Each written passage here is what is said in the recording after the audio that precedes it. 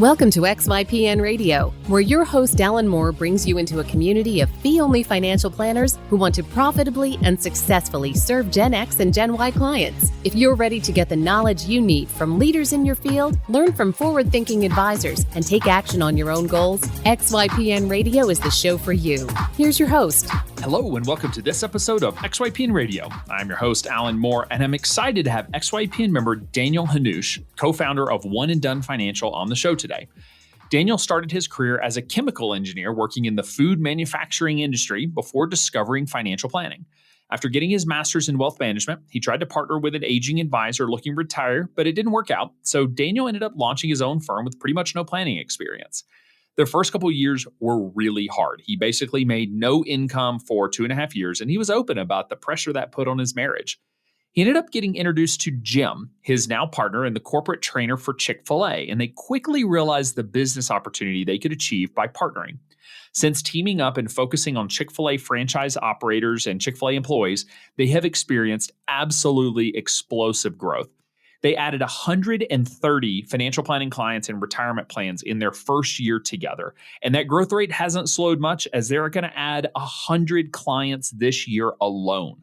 He credits their growth to Jim's access to the Chick-fil-A network and the trust that he had built there, as well as his own focus on workflows and processes, hiring quickly to scale the business, and their latest obsession, which is focusing on their hedgehog concept from the book Good to Great, to be sure they're focused on what can they be the best in the world at. Daniel has an amazing story that encompasses both the challenge of the first couple years in business and the experience of rapid growth once he found his niche. You are not going to want to miss this one. When it comes to compliance, most financial advisors want to run in the opposite direction, but compliance doesn't have to be that big scary monster hiding under your bed. Our free risk assessment guide will walk you through how to perform a risk assessment one step at a time. Learn how to perform a proper risk assessment and get access to our risk matrix and risk assessment table worksheets developed by XY Planning Network's in-house compliance team. Visit xyplanningnetwork.com/risk assessment to download your copy today. You can find any of the additional resources that we mentioned during the episode at xyplanningnetwork.com/219. Also, be sure to go to xyplanningnetwork.com/VIP to join our private group just for XYPN Radio listeners. It's the community of advisors we've all been looking for that's there to provide support when we need it the most. Best of all, it's free. I encourage you to check it out. Again, that's xyplanningnetwork.com/VIP. Without further ado, here's my interview with Daniel. Hey, Daniel, welcome to the show, man. Thanks so much for being on. Alan, I'm excited to be here. Thanks for having me. I'm excited. It has taken me way too long to have you on the show. So let's give listeners just a quick overview of you and your practice, because I've probably mentioned you on the show several times because I just love what your business is doing. So they may be able to connect the dots. But let's just quick overview of sort of where you're located, number of clients, your specific niche, which we're going to dive into, and then we'll go through the details. Man, we're super blessed. Started the practice by myself in 2015 with really no experience and no clients. But now, fast forward to today, we've probably got around 275 households that we're serving year to date, probably about 180 retirement plans. So I'm sure you'll ask about that. But we actually, a team of now 6. We just hired our 6th employee. Really excited about Sean coming on board. Congratulations. Thank you. But we're all virtual. So I moved my family here to Bozeman, Montana, completely unrelated to XYPN. I usually get that. You say that. I don't know if I believe it, though. I felt like we had an influence. Absolutely. Definitely. But something about the mountains and the beauty and the nature drew us and the adventure. But I've got one team member here, Anthony, who is our ops specialist in Bozeman. My partner, Jim's in Georgia.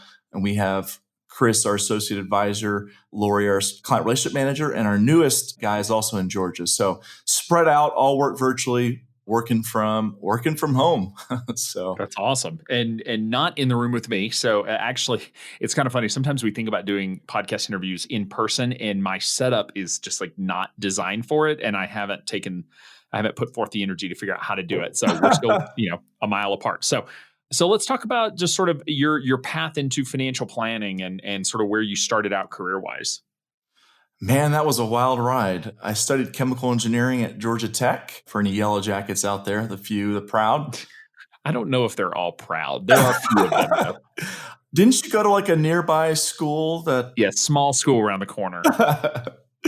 we're best friends school wise? But yeah, I studied chemical engineering and went to work in food manufacturing for several years, probably 2 or 3 years, and took me to California and different places. But just knew that I had an entrepreneurial bent. I started a landscape company when I was in high school. That's how I paid for college. That's how I paid for my first car. And so I got a taste for working for myself and working directly with clients and meeting their needs and solving problems and things like that. But it was just myself. So just, again, got a taste for entrepreneurship. While I was at corporate, working in food manufacturing, I just had this gnawing feeling that this is not what I wanted to do for 20, 30 years. I was very aware of the golden handcuffs concept, and it's harder to make that transition later in life. So I just got this feeling like, hey, I need to really evaluate what's my why, what do I want to do, and what's fulfilling. And so I just went on a journey. It took about 2 years of just seeking, interviewing people, really praying and just seeking counsel. And I had interest in entrepreneurship. I had interest in serving people. With the engineering background, I felt good with numbers and good with systems and processes. It's kind of taboo, I think, but I was a really big fan. I really do favor some of the things that Dave Ramsey talks about. I know you guys Oh, sure. go to bat with him sometime. Yeah, I just hate on him for his investment philosophy. But Exactly. the majority of what he does, I mean, and no matter what you think of his investment philosophy, he's helped a ton of people. So nothing but love there. Awesome. So he was a big influencer. Honestly, I taught his classes. I consumed his content for many years. And bottom line, it just out of the blue discovered the CFP. I wanted to be able to, pursue higher education, to do what I did with excellence. And when I discovered the CFP, I was like, this is it. Yeah, that was kind of unifying all concepts, being able to counsel people, being able to be an entrepreneur, be able to start my own practice and serve people. It was the perfect storm. But I really did not have any intentions of starting my own practice. That just, I started. Came later. Yeah. So Yeah. tell me about the timeline. So you still owned your landscaping? Because like what happened to landscaping company? Because I have in my notes that you were doing that while getting your master's in financial planning. So the landscape business in high school was just me. I sold my clients, and went to school. That was that.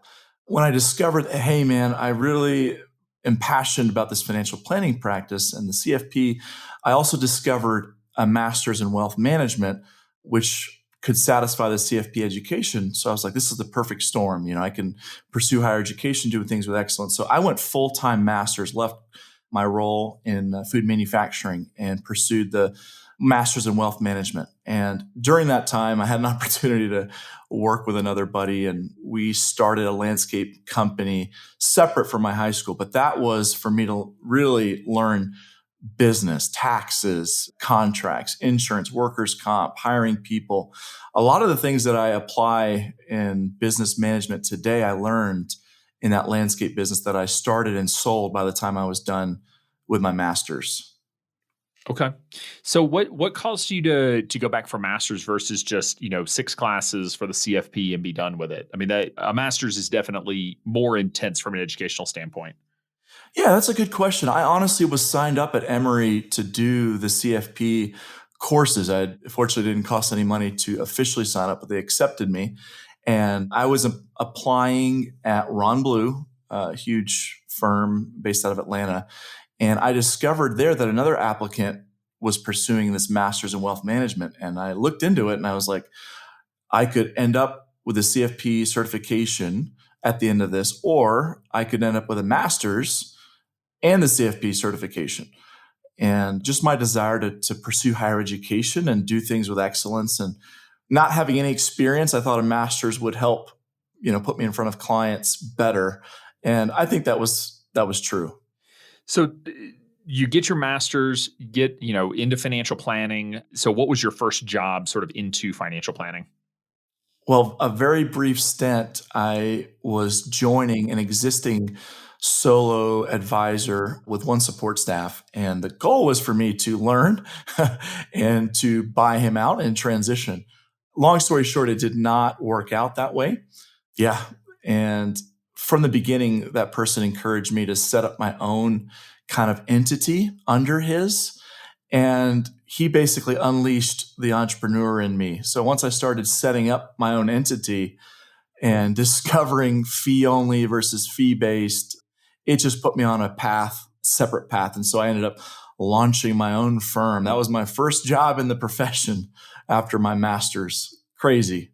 Yeah. So you have a background in chemical engineering, and it sounds like making food. Yes. Been a landscaper. So you've run a business, you get your degree in financial planning, and you launch a business, which I will say, I don't know what the stats are on this, but the difference between having entrepreneurial experience but no planning experience in launching versus planning experience and no entrepreneurial experience in launching, I'm not sure one is worse than the other.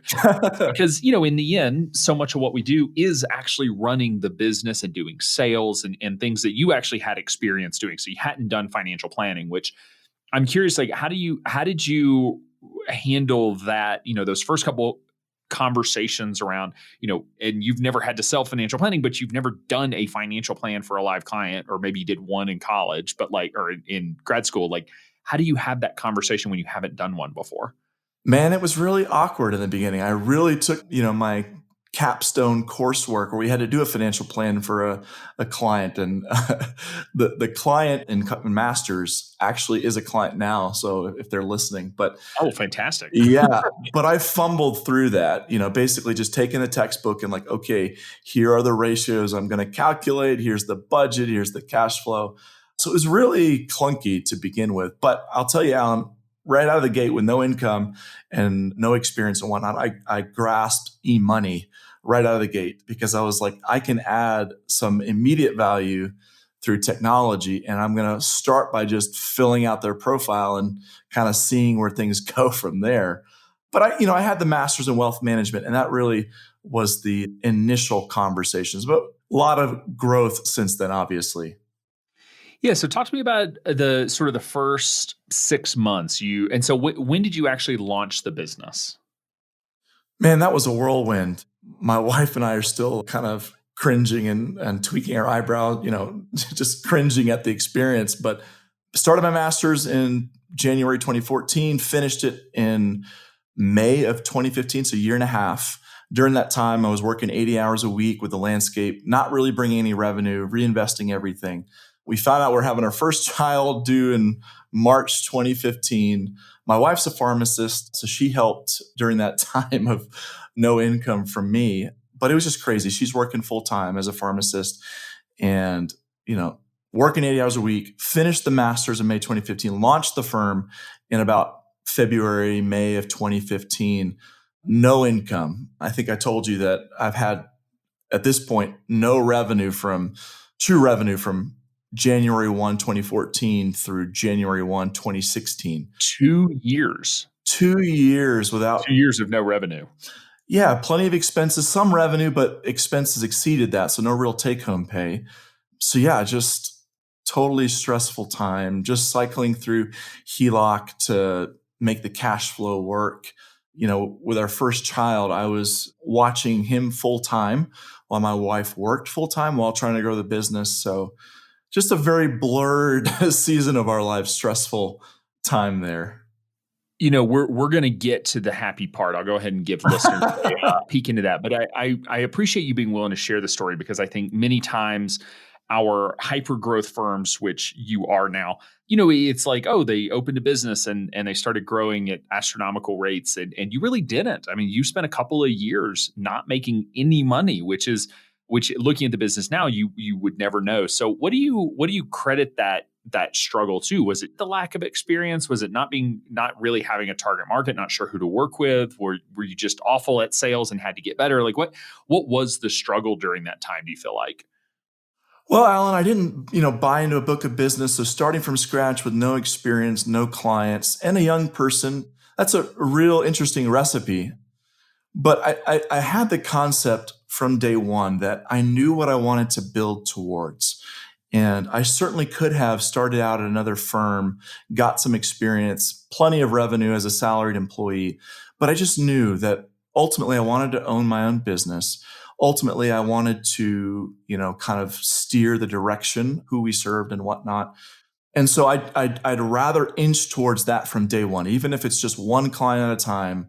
We didn't get to mention it, but it took 6 months to break even with expenses. So that's just one client at a time. My first paycheck from Betterment was $27 for the first 3 months of work. We still have that check memorialized.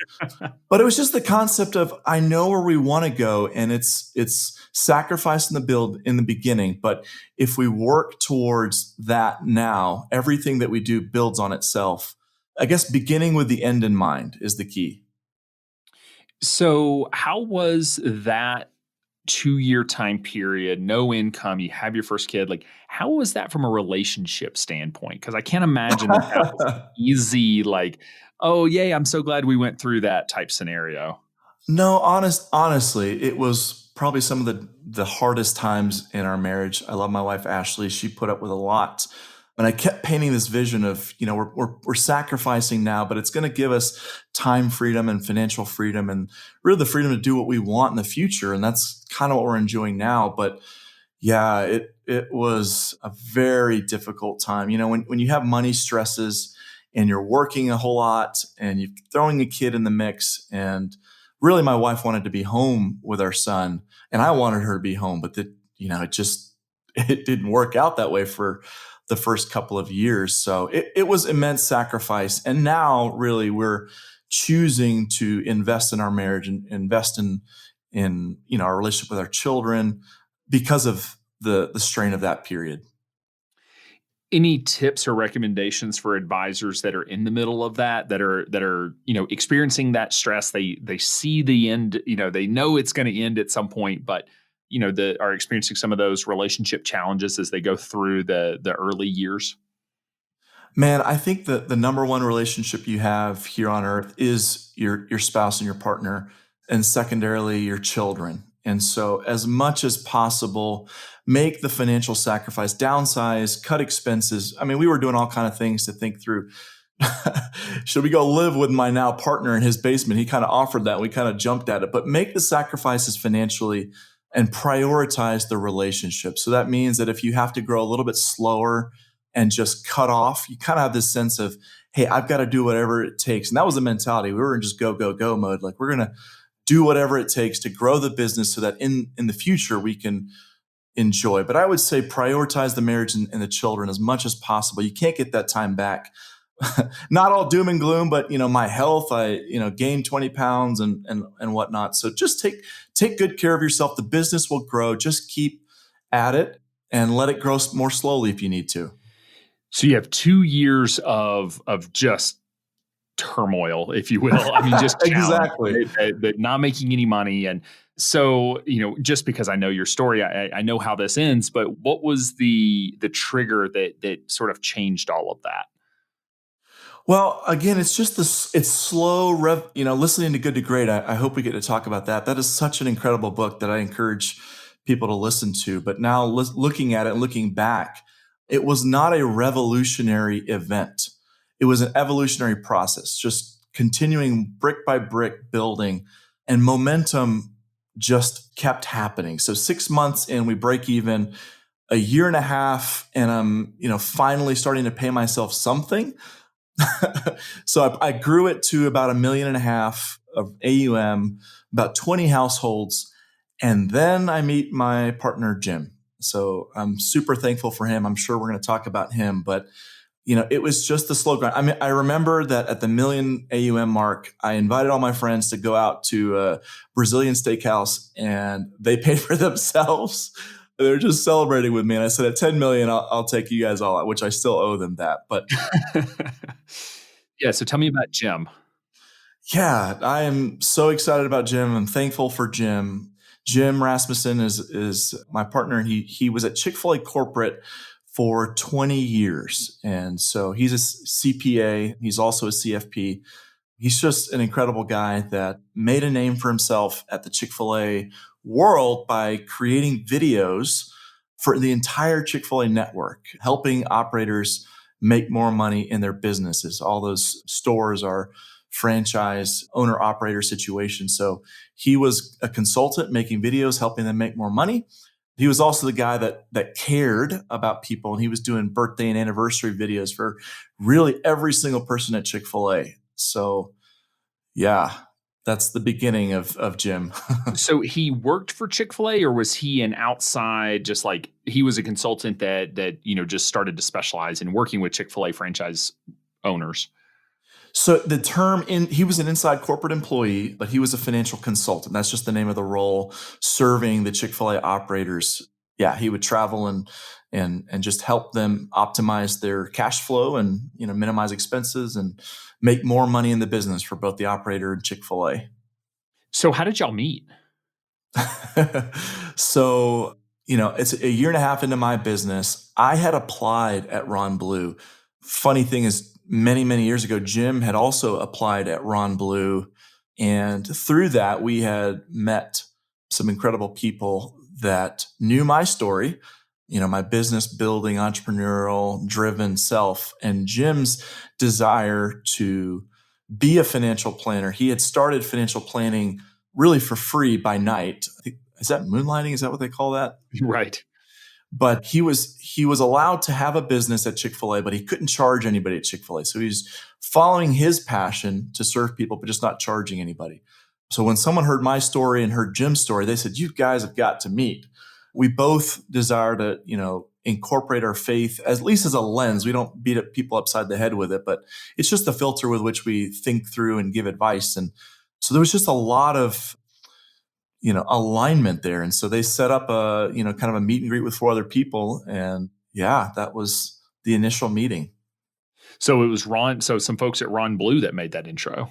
Yes. And since then they have realized the value that Jim has in the Chick-fil-A network. They've tried to recruit him. Don't you love it when they see it too late? Yeah. So, it sounds to me like Jim was the Michael Kitces of Chick-fil-A. Is that a fair assessment? Oh man, I'm going to insult one or the other. So let's try and find the similarities. Jim is a celebrity in Chick-fil-A, and he's a person that people know cares about you just because of his birthday and anniversary. So everyone knows, even outside of Chick-fil-A's organization, contractors and vendors knew who Jim was because of his silly personality, his sense of humor, and just his love for people. So, okay. So I can see some differences there. Michael's not sending birthday videos, but they are celebrities in their own industries, which I think is really an interesting piece, because I credit most of XYPN's early growth in particular to the fact that, I partnered with someone who had marketing and distribution reach. So, and I see a lot of similarities here. So tell me about sort of the early days of partnering and what that looked like and how you were able to leverage his network to be able to grow the business. Yeah. So my skill set was business building, and I had a lot of capacity, but I built systems. I built our website. And Jim has this incredible network of Chick-fil-A. There's roughly, and I could be wrong here, but there's roughly 2,000 Chick-fil-A support staff, like at corporate, and there's roughly 2,000 operators out, or at least 2,000 stores and maybe a little bit less operators. So he had an incredible network. And so we quickly, one of the early things that I discovered is that 401ks, he was sending off to a Wells Fargo advisor in Texas. And I was like, "Jim, we have to figure out, send them to me. I'll groom them. And then when you're ready to leave corporate, we can partner or figure something out." But initially, I'd come from some bad partnerships. I knew what that was like. And so we had said at that first meeting, "Hey, let's take it slow." We both had been burned by previous situations. We knew what that was like. So we knew it was a marriage, and that really is what it is. Jim and I are married in the business. So we wanted to proceed cautiously, but honestly, it went from us saying proceed cautiously to within a month, we were like, okay, let's, he invited us over to his house and brought our families. And fairly soon after, we were starting the process to exploring, partnership. And right out of the gate, I think this is critical for people that are considering partnership. We're polar opposites in our skill set and our bent in the way we think. We're starting to explore some of that in Rocket Fuel. I know you've mentioned that. Yeah, huge fan of that book. Yeah, so we're exploring what that means for us, but we just have a lot of trust for one another. We went into this 50-50. There was no 49-51. Our lawyers were telling us, hey, you need to give someone at least 1% majority to avoid a stalemate. And neither one felt comfortable with that. So we're 50-50 partners. I can remember, locking ourselves away on a boat and just kind of working through the operational, what's the word? Man, I'm drawing Operating a blank. agreement. Operating agreement. Thank you. And it was just everything equitable, everything down the line. It made it really simple from that standpoint. So, okay, Zoom, fast forward, we met around April 2016, officially launched together 1/1/2017. He was finishing out 20 years at corporate. He celebrated that in December and basically gave notice and went full-time with me January 1, 2017. It's really interesting because you had been burned, it sounds like, on partnerships in the past, and Jim had as well. So to then go 50-50 after having experienced the negative side, which I think many times, people go in just naive and just like, oh no, it'll all work out, and it doesn't always. So how did you think about that? Was it just like, look, if it's going to work, it has to be 50-50, and if it doesn't work, it doesn't work? Like, I guess, how did you approach that? It's really hard, Alan, on the flip side, to work in a partnership where benefits are not equal. You start to feel resentment. You start to evaluate, what is he doing versus what I'm doing? And I think that is probably one of the biggest drivers is, look, we've got to trust each other. We certainly put in arbitration clauses if we can't figure things out, but we're both Christians, and we just felt like we're going to operate with integrity. We're going to operate just with a level of trust. And if we don't have that, we don't need to partner. I think that is as simple as it was. Yeah, and that was mine and Michael's agreement as well, was just the ownership was not 50-50 at the time. It is now, but all decisions and distributions, everything else was 50-50. And it never hurt us. I can absolutely see a world where it could have, but there's also maybe this extra layer of like, you kind of have to find a way to make it work because it is 50-50. There is no tiebreaker. So we have to come to some sort of consensus, as well as you grow, start to separate and delegate duties to say who ultimately owns which decisions, which is, a lot of things were joint decisions early on and less so now. And the same will be for you two. Absolutely. We're really, as we grow, we've got 6 people now, but, we want to be $1 billion firm. And so that's going to ultimately need hierarchy and organizational structure. So we're really, wrestling with that, seeking outside counsel. Jim and I thankfully have very different skill sets and different interests. So we're not the same person. I think if Jim was like me, the team would go crazy because that would not be good. We balance each other well. So again, like if we're recapping the timeline, like there was a couple of years of just really no income. You finally get to a point to where you get your first paycheck out of the business. You partner with Jim. And remind me, so this is January of 2016 is when you partner with Jim, or 2017? 2017 is when he left corporate and we officially started working 100%. I'd been working for 6 months trying to build the infrastructures.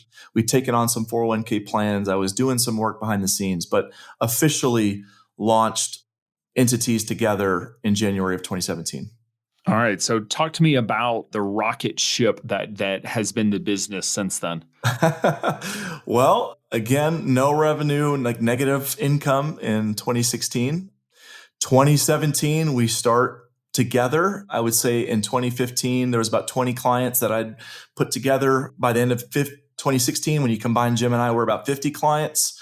Year 3 or middle of year 3, 180 clients in 2017. And then every year, I would look at it. We were having 12% growth month over month, more than 100% growth each year in terms of revenue, in terms of AUM, and in terms of clients. So just incredible growth. Okay, so just to recap that, you went from 50 clients essentially combined to 180 clients in 12 months. That is 130 clients. That is 10 a month. Your month is a lot of advisory firms' years at this point. So are you doing comprehensive financial planning for 130 clients in 12 months? Like, what's the level of service or the breakdown of the different types of clients that are coming to you in that model? So, Alan, it really was nuts where we were adding 5 to 10 clients a month, every month. And we didn't have our first employee, Lori. So thankful for her. She was our first employee until I think September-ish of 2017. So we went 7 months of just Jim and myself, just grinding it out. And we do three things. We do comprehensive financial planning, we do investment management, and we do retirement plans. So that 180 is across all of our services. A lot of that was retirement plans starting up, some of that, not very many just investment clients, but a lot of planning clients. And the way we were able to make it work, Alan, is we weren't delivering, and we still don't to this day, deliver full financial plans upfront right out of the gate. We do it in a modular way. That's kind of where One and Done came from, where we focus on one topic area at a time, fully immerse ourselves, look at homework, pre-work, what action items, and implement before we move on to the next one. And so a lot of that also goes at the client's pace. So, we encourage them to book 3, 4, 5 meetings out. But that was the only way that we're able to bring on 5 to 10, even planning clients every month, was that modular approach. So I definitely want to dig into the planning approach because I think that's it's an interesting. I know it's going to be a question that I get because I do anytime we have an advisor who's experiencing rapid growth, the question is always like, but how are they doing all the work? And in this instance, there were two of you. Is Jim working much doing the actual financial planning, or is he really on the marketing, business development, sales side? Honestly, Alan, we have done almost no marketing or sales. We've been invited to several Chick-fil-A conferences where operators will gather together, and we've probably had a dozen of those instances where we go and set up a booth. But other than that, we're not really picking up the phone or pursuing or asking people to be clients. We're just trying to keep our head above water with the inbound inquiries when they heard Jim left, and when they heard kind of what we're doing and they see our website and whatnot. So there's that. We're not spending time marketing and sales. We're just trying to keep our head above water. And I would say we were both, as clients would book meetings with Calendly, thankfully, we just set up our calendars that way. And when they'd schedule the meeting, we'd look at what we'd done in the previous session, look at what's left to be done, and just kind of work that way. Right now, we're completely revamping our financial planning process. Chris, our associate advisor, is looking to champion that. And hopefully by the end of this year, we're going to really release a new version. But at that time, we were just, encouraging clients to schedule meetings. And when they did, we looked at what we did before and, kind of geared up for what we needed to talk about and what homework assignments were, and kind of dealt with it that way. So what percentage of your clients at this point are associated with Chick-fil-A in some capacity? Man, that's a good question. I think we started doing that math. I would say at this point, it's easy to say that across all of our services, 80 to 90% has come to us through some sort of Chick-fil-A affiliation. Heck, a lot of our team members have a Chick-fil-A affiliation. It's interesting. Oh, that is interesting. Is that how they're finding you for work, or? Man, Alan, we've at one point we had put a job posting on XYPN radio on Facebook, and Yep. we got flooded. There's a lot of good people out there, and we probably had 20 interviews with people that we screened out in several second round, but it just didn't work out. We narrowed it down to the last few, and we'd made offers. And part of it, I know I'm kind of going on a tangent, part of it was helping people to realize what their why was and their ultimate, and to work towards that. Even if that, so if they wanted to start a business, ultimately, I encourage them to do what I did, which was, go ahead and start down that path. Even if it isn't glamorous in the beginning, begin with the end in mind. So we actually pushed some people away, and some people actually accepted the offer and then turned around, thought about it overnight, and decided, what, this is not what I want to do. So we went that path where, just blind recruiting. And what we found was the warm leads, the connection. So the first one, Lori, came to us. She was, I think, a contract employee at Chick-fil-A. And when we kind of put feelers out, hey, do you know anybody in the Chick-fil-A network? Her name came up, and we just, offered her a full-time role with us, and she was happy to do it. The other two guys on our team that have Chick-fil-A experience, I think worked in a restaurant as well as WindShape, which is an awesome camp. So we've just found great success with referrals or hiring people that have an affinity to what we're doing, if that makes sense. No, it absolutely does. And those warm leads from a recruitment standpoint are huge because that's how you know sort of right off the bat that they're going to meet the core values of the company and be able to add to the culture of the company and all of that. So, I mean, they say the most successful hires are ones that are brought in by other team members because if you have the right people on your team, they will only bring in the right people because they don't want to work with scrubs, So it's because if they bring in the wrong people, they're the ones who suffer. You got it. If anybody out there is thinking about hiring or considering it, I highly, highly recommend you read chapter 3 in Good to Great. Man, that is, we've been fortunate with our hires. I'm so thankful for the team, but going forward, that chapter is going to completely, I guess, influence the way we hire going forward. So just in terms of growth, I mean, I've got your numbers here that say end of 2016, you had 50 clients. By the end of 2017, you had 180. By the end of 2018, you had 226. So you had a really slow year where you only added 46 clients. And this year already you've added 50 clients. And I'm assuming, you may close out the year with 100 clients for the year. Again, is this primarily coming from these, Chick-fil-A corporate, Chick-fil-A franchise owners like that or operators, I should say? So that's the bulk of these clients? It's really interesting. I would say the majority are coming from that, just warm leads from the Chick-fil-A community is really tight knit and they kind of share best practices and vendors. And we're third party approved. So Chick-fil-A has vetted us and we're on an internal network.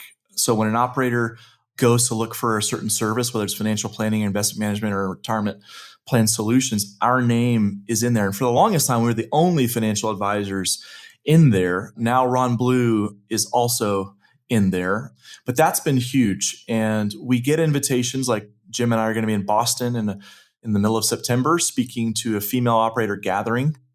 And there'll be about 80 to 100 female operator looking to grow their businesses. So we'll get to speak there and share our services.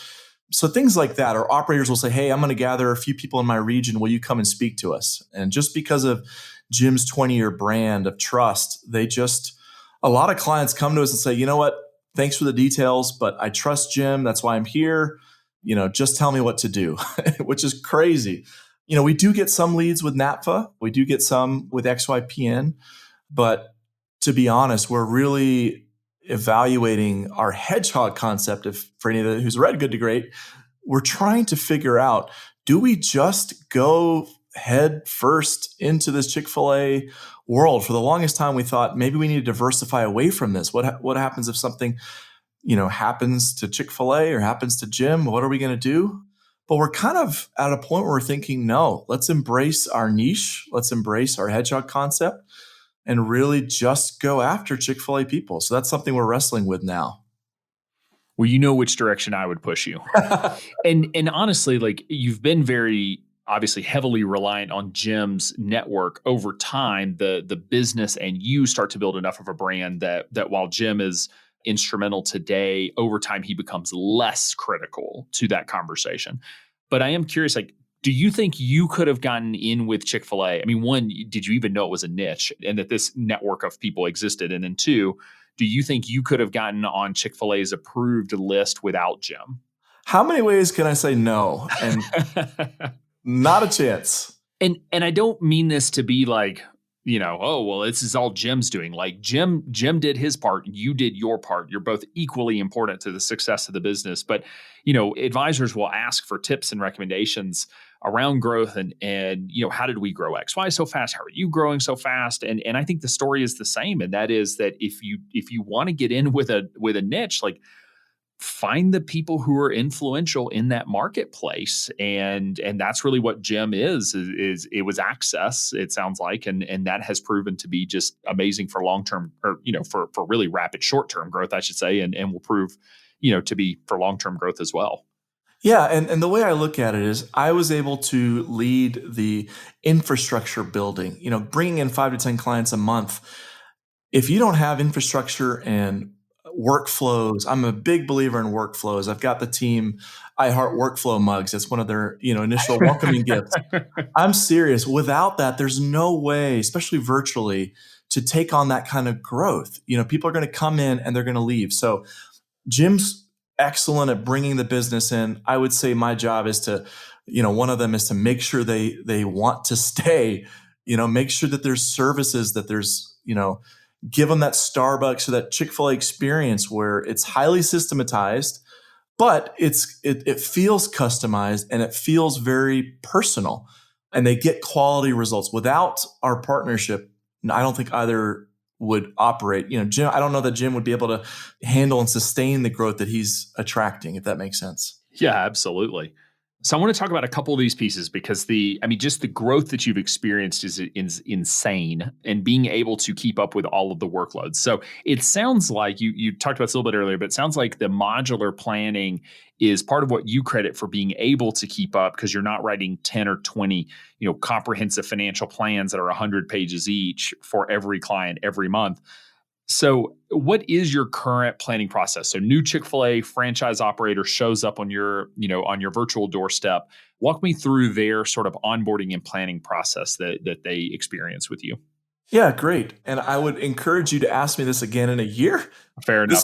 This is where we're at right now. We leverage eMoney. So kind of the first stages is working with Chris or Lori on our team in getting their financial dashboard set up, all the documents uploaded, linking all the accounts and whatnot. And that's honestly, it could be a good month of onboarding where they're just gathering their stuff. I've read Kitsis's article recently about changing that, where you have exploratory meetings that are around getting the client organized. And I think we're exploring that. But right now it's a lot of showing them the website and showing them where they can start, filling things out.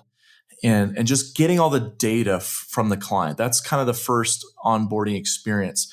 Then we have a discovery process in the beginning. So we spend about 45 minutes just kind of, hearing why they came to us, what's their why, what are they looking for? And if we're a good fit, we'll take them on. But after the discovery process, then we have the onboarding with our associate advisor, where they're really filling out eMoney, gathering documents. The next step is an initial planning meeting.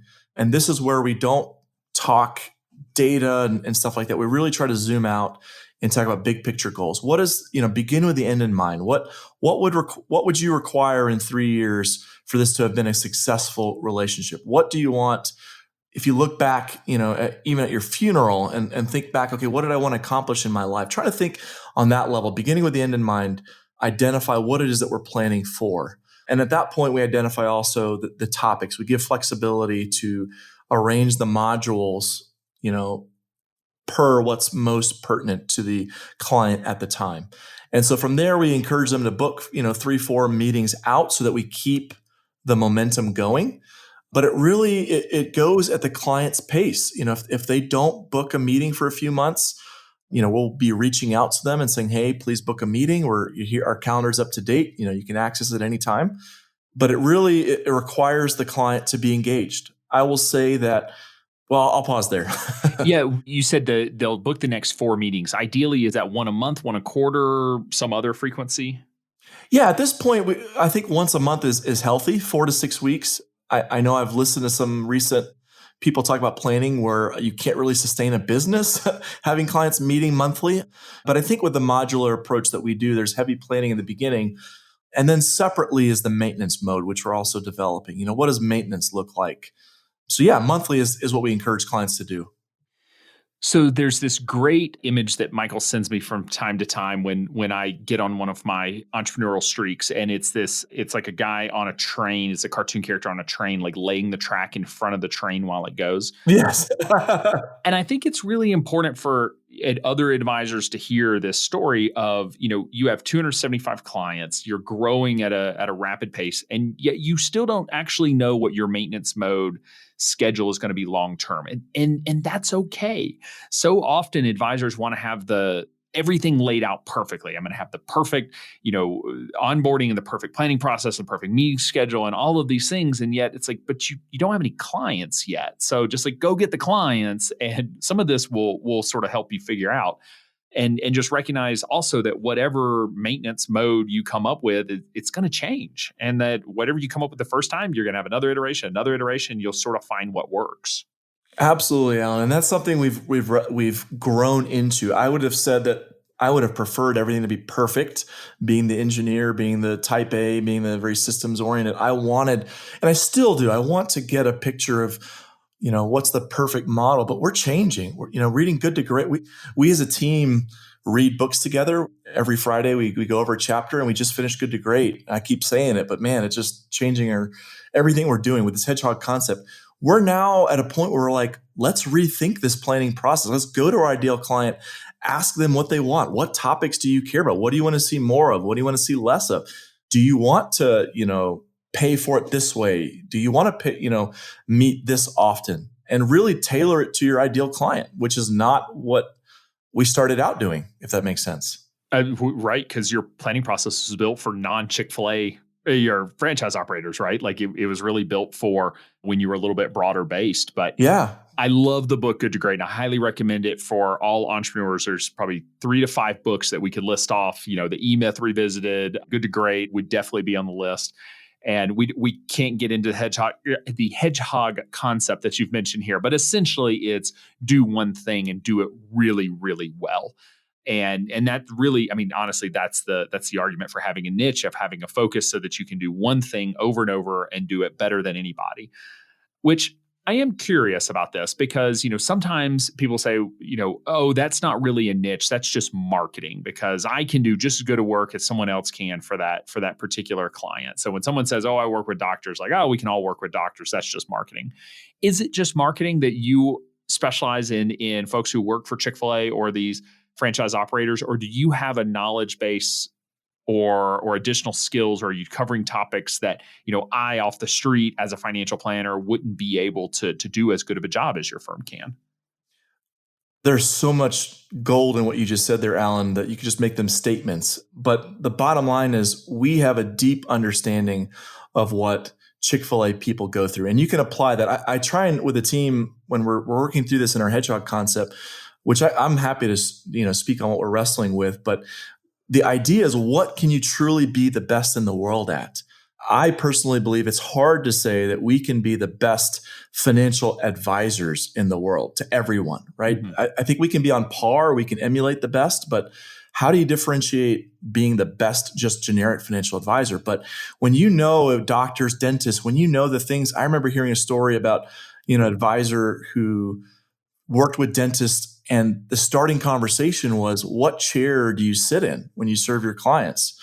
And just by changing the chair, they saved them years of medical bills in the future because of the ergonomics of it. And they were just noticing that dentists were struggling, with health and back problems, the way they were sitting, the way they were serving. And just that intimate knowledge as a financial advisor, they started the conversation with that, and they just added immediate value. With Chick-fil-A, we just know the inner workings of how Chick-fil-A shares costs with operators, with support staff. We understand the pension, we understand the benefits. And when you really get into your hedgehog or your niche, you can kind of interchange those.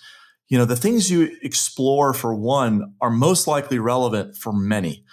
And when you win one client, you're really influencing bringing on many, many more clients because they all share experiences. And so if you do all this work and you do all this research for a one-off client that comes to you through a generic lead, it potentially stops there. But with Chick-fil-A, we're finding, when we find a topic that's relevant to one and we can share that across the spectrum, it's immediately value add. You can reference our website, CFA401k.com, which is something we developed, hyper-focused towards operators, explaining the value out of a 401k and the value that we bring, versus others. And there's no other advisor in the world. I feel confident saying there's no other advisor in the world that knows the intimate details. We're at Chick-fil-A corporate influencing, IT and payroll and accounting. We're teaching them. We got the opportunity to teach their accountants on the different, cash flows for 401ks so that they could, structure their payroll system to accommodate that. And from that, we then get to educate operators. Here's how the Chick-fil-A system works, because we got to help influence it. So when you get to that level, it's not marketing. It's immediate value add with incremental effort. So talk to me about the 401k work, because I feel like this is a major differentiator for you. If I remember from our conversations previously correctly, the franchise operators are not given a benefits package to provide their employees. Is that correct? You can think of each franchise owner as running their own business, and they get the ability to manage a store, up to 3 stores. But the employees that work at these stores are employees of the franchise operator. And it's kind of a hybrid franchise model. We can't really get into all that. But bottom line is each store gets to make decisions about the benefits that they want for their employees. And so, yeah, Chick-fil-A corporate has their own 401k and benefits package for support staff, but each operator makes a decision. So you could think of this as a franchise owner niche. So you're going in and helping them, it sounds like, with their retirement plan. So can you just talk about the work that you're doing, both, the planning process you've talked about, it's really, financial planning for the operator. What are you doing in terms of helping with the retirement plan for the franchise and the employees of the franchise, and any work that you're doing, specifically with those employees? Yeah, and I'll make a general encouragement for advisors out there to explore the 401k space, because what we found is a lot of operators have their own financial advisors or investment managers, but the 401k space is so specialized and you can add tremendous value. We regularly say, hey, keep your financial advisor, keep your investment advisor. That's fine. There's nobody out there that understands retirement plans like we do and understands Chick-fil-A. So for you out there and translating it to your world, people can have financial advisors, but not every financial advisor understands the ins and outs of retirement plans. And for business owners, a retirement plan is one of the greatest value adds you can provide in terms of helping them manage taxable income. As they make more and more money, they phase out of tax benefits. So it's an incredible tax benefit. Plus, business owners are looking for ways to save outside of their business and diversify away from their business. With Chick-fil-A specifically, they have incredible cash flow. And, when they're done, they're not building equity. They turn in the keys, it's over. So the need to save money for the future and to lower their taxable income is tremendous. So when you can speak to a business owner and say, hey, this is a way that you can attract and retain top talent, which helps grow your bottom line in the business, where you can save for the future, where you can lower your taxable income or manage your taxable income. And a lot of times, some people improve their cash flow or their net worth just by setting it up from the cash, the tax savings alone. So if you can do that, you're adding tremendous value to your business owner clients. So what we do, I'll pause there. What questions do you have for me, Alan? Yeah, there's a ton there. Where did you go learn about 401k? So you say, advisors, start to look in this space. Is there a resource or an educational platform to learn about 401ks, or did you just learn sort of boots on the ground? Yeah, it all started, Alan, when I discovered that Jim was sending away 401k plans regularly to this advisor in Texas. And I was like, whoa, yeah, hold on a that's second. painful. Hold on. I don't know exactly what's all involved, but let's figure this out. Don't send another. It's one of those things, put the tracks in front of you as you go. And I'd be happy to be a resource to, share what we know. Finding a good bundled TPA record keeper. And I have one that I'm happy to share. Shout out to the payroll company. I don't know if you're allowed to do that, but the payroll company, Angela and her team, they will walk you through. You may have questions about, they're going to watch out for you for compliance. So a lot of that we leaned on in the beginning stages as we learned. But as things came up, I'd say we learned from the School of Hard Knocks, just from the 401k vendors that we've been through several. And I don't want to really rag on anybody, but through those experiences, we had to get neck deep in the operation to make sure that the client was getting a good experience. And in that, we learned tremendously. But again, it's not something I went and got a certificate for or education. It's one track in front of the other as the train's moving. And now we've got probably 180 retirement plans, and we add those. Our goal is to add 5 to 7 every month. And we're doing fairly well. We're hoping to have 200 plus plans by the end of the year. Okay. And so from a revenue standpoint, we've talked a lot about clients. Like, where are you at from an overall business revenue standpoint? Yeah, that's fun to talk about. We, at the end of 2017, we were at like 250,000. So that was for the 2017 calendar year or run rate? Okay. 2017 calendar year. So remember, I didn't have any income before that. My wife was working full time. That was the first year of like, wow, I'm going to get paid. I got a paycheck. In 2018, our revenue was 450. So almost doubled. We were setting our targets for 500, but we made it to about 450. And this year, 2019, we're on track to being about 625 is our goal. A little different from 3 years ago. And Yeah. of that 625, what's the breakdown, just you can back of napkin this, of percentage that's coming from the retirement plans versus what's coming from individual client relationships? Oh, that's a good question. So I would say that we have a lot in terms of, initial. So on the 401k side, we're doing micro startup plans, right? There's no assets typically, and there's zero. So there's not a lot of money to be made in the 401k plans initially. We do charge an upfront $1,500 fee where we do an in-depth tax cash flow analysis to help them choose the plan design. So we charge $1,500 for that. But after that, we're charging 75 basis points across for AUM. And right now our AUM, we're probably 43-ish million, targeting 50 million. I will tell you that, let's just say 50-50 retirement and planning investing. But very soon, our retirement plans are going to be a major service offering because of the nature of exponential growth, right? We're starting AUM 0, but when you're adding all these plans and every year they're contributing, and I mean, we just set up a cash balance pension plan where one family put away over $700,000 just for themselves through a cash balance pension plan, a 401k, and a profit sharing. So those AUM are quickly going to surpass anything we're doing in the other service offerings. Yes, you can get a client with a couple of million right out of the gate, but just in terms of sustainable ongoing growth, the 401k space is a huge part of our business. So you may have said this, but are you doing any work with individual clients of the the employees of the franchises? Like, are you going in and doing any education, or do you have any offerings for them, or thinking about that?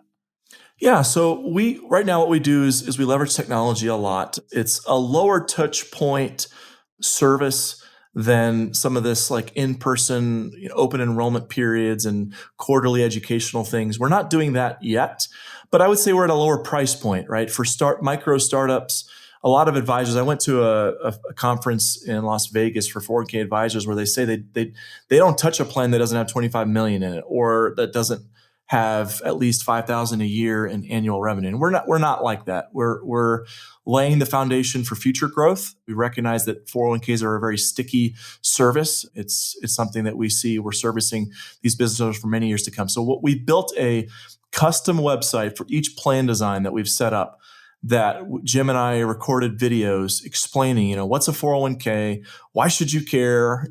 What's the match? What's the vesting schedule? How much should I save, Roth versus pre-tax? We've recorded those videos and created websites for those plan designs, and we share that with the operator. On that website are links where they can email us questions, the participants. We have thousands and thousands of participants that we're serving thanks to these 180 plans. So we've got to use technology to scale. But we also give every participant the ability to schedule free 30-minute coaching calls with us if they want to talk about their specific situation. So, they use Calendly. We've got a separate meeting for that, different availability. But that's how we serve them. We use, digital media videos to regularly explain concepts.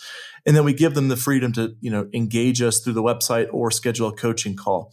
With the addition of Sean on our team, our newest associate advisor, we are going to probably look at, offering one day charge separately if you want to have an advisor show up and do, one-on-one coaching, if you want to do, just engagement enriching exercises where you've got somebody for a day.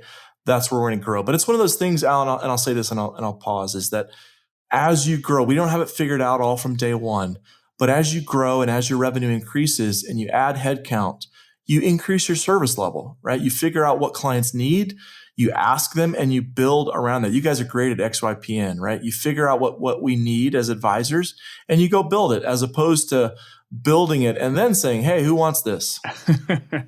Yeah, I mean, it's constantly learning from your client base. And I'll say that, again, something that I think a lot of advisory firms are guilty of is I have one service, it's the only thing I do, and this is it. and we don't iterate. And you have to be careful. You don't want to just do stuff just to do stuff, but you do want to, I love the idea that you have of sit down with your top clients that represent, the clients that you want to replicate, find out what do they need from you? What are they willing to pay you? What are you an expert in? And what can you become an expert in? And all of those things start to align to be able to, to be the best financial planning firm for Chick-fil-A franchise operators. And that's who you are and who you'll continue to just accelerate into, being heads above the rest. So you got it. Well, this hour has gone incredibly fast. So I'll speed on to the final answer, and partnering with Jim cannot be the answer. Go find a Michael or a Jim. I'll just say that's the key to explosive growth success. If there's one piece of advice that you wish you could go back and give your younger self, that one thing that you've learned that you wish you had known then, but you know now, what do you think that piece of advice would be? Man, that's a great question, Alan. And the bottom line is I'm going to refer back to Good to Great. I wrestled, thinking through this, but the bottom line is if you look at the hedgehog concept, and I was very much a fox growing up, even though we did many things right, and I have very few regrets, if any, on the fast journey that we've been on. But if you look at what a fox is, according to the hedgehog and Good to Great, it's they pursue many ends at the same time. You see the world in all its complexity, scattered and moving on many levels, but it's confused, inconsistent. So you're never unifying your efforts into one vision. And so in the absence of that, you leap at opportunities for, growth for growth's sake. And I would say that was me, compulsively leaping at opportunities, haphazardly, just reaching for ways that I knew I wanted to grow the business, but I just kind of try anything. And what I would encourage myself and others is really get this book, Good to Great, and explore what your hedgehog concept is. What is it that you truly can be the best in the world at? What's economically viable and what are you passionate at? Find that intersection and start building that sooner, where you have a simple organizing thought that guides, who you hire, who you partner with. Do you buy this book of business? Do you offer this service offering? When you have this piercing insight, it really simplifies life and it really puts you on the path that supports your why. I hope that answers your question.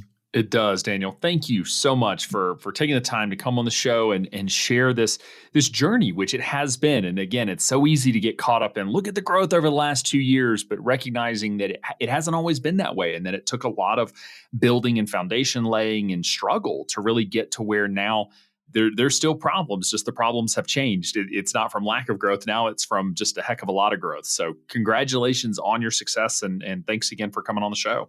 Alan, I really appreciate you having me. I've been honored. Thanks so much. When it comes to compliance, most financial advisors want to run in the opposite direction. But compliance doesn't have to be that big scary monster hiding under your bed. Our free risk assessment guide will walk you through how to perform a risk assessment one step at a time. Learn how to perform a proper risk assessment and get access to our risk matrix and risk assessment table worksheets developed by XY Planning Network's in-house compliance team. Visit xyplanningnetwork.com/risk assessment to download your copy today. Be sure to join our VIP community at xyplanningnetwork.com/VIP to hang out with other XYPN radio listeners, ask questions for future mailbag episodes with myself and Kitsis, and to finally find a community of like-minded financial advisors. Thanks so much for joining me today. We'll see you next time. You're not alone and you're not crazy. It's scary starting, building, and growing your own financial planning firm. And that's why we put together a free private community just for you, the Cutting Edge Financial Planner. Go to xyplanningnetwork.com/VIP or text XYPN Radio to 33344 and join a network of thousands ready to change the lives of Gen X and Gen Y clients.